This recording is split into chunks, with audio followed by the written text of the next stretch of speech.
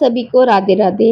एक गांव में एक वृद्ध स्त्री रहा करती थी। उसका कोई नहीं था। वे गोबर के उपले बनाकर बेचती थी।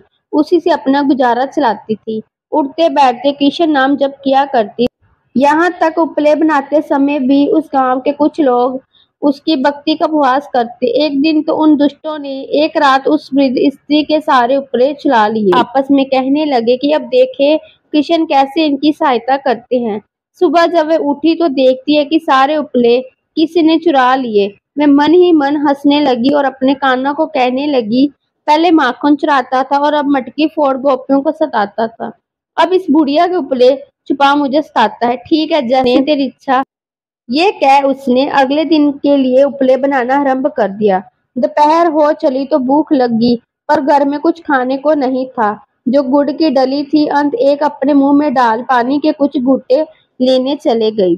भगवान तो भक्त वैसे होते हैं, अपने भक्त कष्ट होता देख वे विचलित हो जाते हैं। उनसे उस वृद्ध साधिका के कष्ट सहन नहीं हो पाए। सोचा उसकी सहायता करने से पहले उसकी परीक्षा ले लेता हूँ। वे एक साधु का वेश धारण करके उसके घर पहुंचे, कुछ खाने को मांगने लगे। वृद्ध स्त्री को अपने घर आए एक साधु को देखकर आनंद तो हुआ, पर घर में कुछ खाने को न था। ये सोच दुख भी हुआ। उसने गुड़ की इकलौती डली बाबा को शीतल जल के साथ खाने को दे दी।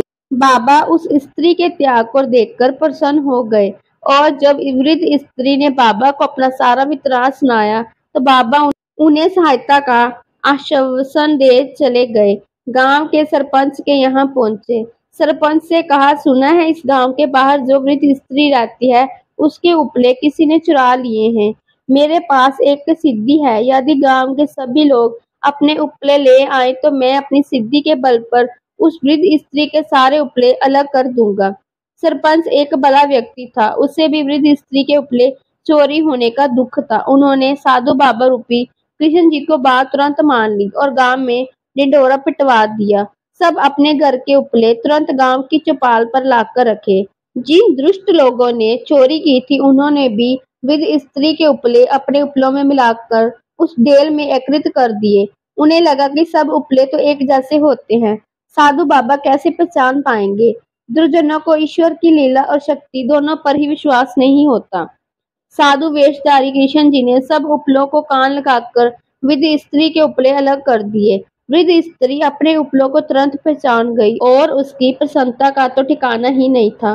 वे अपने उपले उठा साधु बाबा को नमस्कार कर चली गई। जिन दुष्टों ने वृद्ध स्त्री के चुराए थे उन्हें ये समझ में नहीं आया कि बाबा ने कान लगाकर उन उपलों को कैसे पहचाना। जब बाबा गांव से दूर निकल गए तो वे दुष्ट बाबा से इसका कारण जानने पहुंचे। बाबा ने सरलता से कहा, वृद्ध स्त्री सतन ईश्वर जी का नाम जप करती थी और उसके नाम में इतनी आत्मता थी कि वे उपलों में भी चला गया। कान लगाकर वे ये सुन रहे थे कि किन उपलों से श्री कृष्ण जी का नाम निकलता है और जिनसे कृष्ण जी का नाम निकल रहा था उन्होंने उन्हें अलग कर दिया।